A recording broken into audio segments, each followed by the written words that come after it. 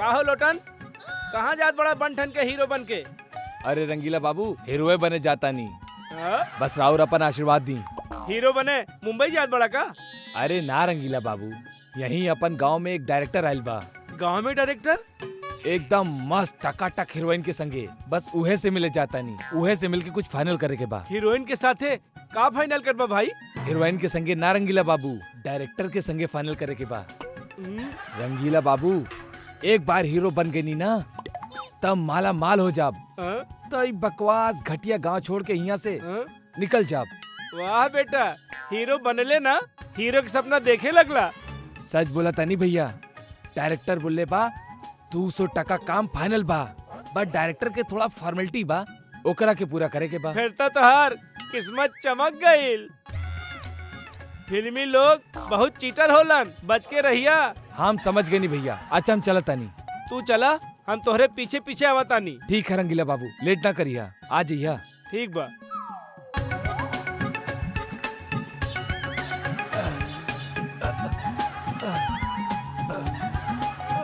हसीना, जी सर। ये पूरा फिल्म एक ही शेड्यूल में निकाले के पड़ी अपना के। सर कहाँ पर शूटिंग कल जाई? वैसे तो आधा शूटिंग हैजा, आधा शूटिंग मुंबई में कल जाए। ओके सर।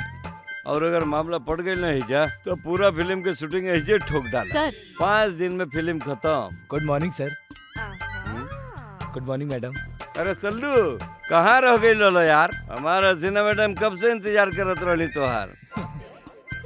हसीना जी देरी खातिर माफी चाहता नहीं, लेकिन आप बेफिक्र नहीं सर, अभी आवे में देरी भइल बा, राउर पिक्चर बनावे स्टार्ट करी, पिक्चर में कोई देरी ना हो। अरे चिंता मत करो सल्लू, अपना के ऐसे ही आदमी चाहिए, फुल कॉन्फिडेंस वाला। का कॉन्फिडेंस बा तोरा पास बोली यार? ना सर, का करे के बा हमके? करे के कब है? सिर्फ 20 लाख के इंतजाम करे के बा तोरा के, और आज ही हम तोरा के हीरो लॉन्च कर देता नहीं। हीरोइन मैडम हसीना। पर सर 20 लाख कुछ ज्यादा ना है? वो का बना सलू जी? 20 लाख तो बहुत ही कम बा, वो तो सर के पहचान बा। ऐसे ही 20 लाख में पिक्चर बनावा तारे, अगर वो 50 लाख लेके भी आइब ना, तब वो फिल्म ना बन पाई। पर सर 20 लाख रुपया ना बा हमारा लगे। अरे सल्लू, अगर कोनो टेंशन नहीं के, तो एगो काम करो। का सर? वो नाले के पास वाला जमीन बना, अरे करोड़ों रुपया रेट भाव कर, करोड़ों। हाँ। सिर्फ 20 लाख रुपया मांग रहल बनी। वो जमीन के कागज रखवा के सिर्फ 20 लाख रुपया दिलवा दे, तो हम तोरा के हीरो बना दे। सर आप बिल्कुल चिंता ना करी, हमरा पहचान में एगो बिल्डर बा, ई काम राउर हो जाई, पक्का हो जाई। तो सोचे कब आ? जो इले हम ऐसे ही बैठल बानी, फटाफट बात करके आओ। अच्छा सर, हम एगो काम करता नी, जो चालू बिल्डर हमारे पहचान के बाड़े, अभी जाता नी और ओकरा से बात करके आवता नी, और शाम तक राउर के समाचार देता नी। ठीक बा सर, चलता नी। हम आज ही तोरा के हीरो बना दे। ठीक है सर, बहुत बहुत मेहरबानी। Bye madam. जाई। मुबारक हो के। Yes, मुर्गा sir. फंस गई। नमस्कार डायरेक्टर साहब। अरे नमस्कार, कैसन नमस्कार बाड़ू आप? रंगीला जी। हम भी बहुत अच्छा बानी। और कैसन बनी रंगीला जी? बढ़िया है। आप हमके कैसे जानेला? अरे गांव में रहुआ के न जानेला? कमाल बा, रंगीला इतना फेमस नाम बा कि रहुआ के न जानेला। हम अपन काम निपटाए के आवतानी। हाँ हाँ, ठीक बा ठीक बा। चला, bye bye bye bye. Bye bye. Hello, चला वो जमीन के काम पूरा करा, हमरा लगे और काम बा।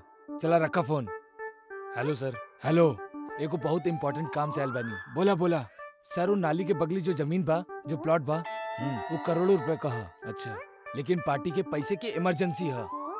वो 20 लाख रुपया देवे खातिर तैयार है। राहुल कही तो डील फाइनल कर दी। अरे तो डन कर दा यार, ये तो अच्छा सौदा बा, तो डन समझी। हाँ डन कर दा, हम सारी इंक्वायरी कर ले बानी, उनमें कोनो प्रॉब्लम ना बा। ठीक बा ना? कोनो प्रॉब्लम ना होवे के चाहिए, बिल्कुल ना होई। राहुल हमरा ऊपर भरोसा करी, अगर प्रॉब्लम आई तो पता बा ना का नाम बा हमार, चालू पांडे। सर राहुल नाम के ना जाना था, तो सर हम निकला था नहीं। हाँ ओके ओके सर, बाय। चालू पांडे नाम हमार, कोनो घाटे के सौदा ना कैनी हम। हेलो। हाँ सर। सर हमके स्टार बनाव के तैयारी कला, हम राउर काम कर देनी। अच्छा हो गेल काम? फटाफट अब रौरे के पास आवता नहीं। यस हाँ, हाँ। यस।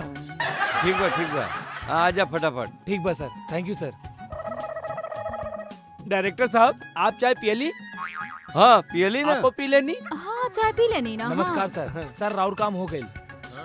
सर राउर शूटिंग की तैयारी फटाफट शुरू कर दी। हमार चालू बिल्डर से बात हो गई बा और वो कल ही पैसा देवे के तैयार हो गई बा।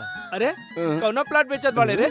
अरे उस सर के प्लाट है ना, वो नाला वाला, अरे ओकरा के यार, बेचता नहीं। वो तो पीडब्ल्यू वाला रहल ना। वो रहुआ क्या है? अब एक नंबर के झूठा कहीं के। अब गलती हो गई रंगीला भैया, हमरा माफ कर दे, गलती हो गई, आइंदा से ना करो। उठा उठा, माफ जा कर यहाँ दे से। रंगीला भैया, माफ कर दी। जा यहाँ से। भागा। अरे रंगीला बाबू, अगर राउर ना होती तो हमार कोर्ट कचहरी के चक्कर काटत काटत हमार जिंदगी गुजर जात। थैंक यू रंगीला बाबू, राउर हमारी जिंदगी बचा लेनी। Thank you.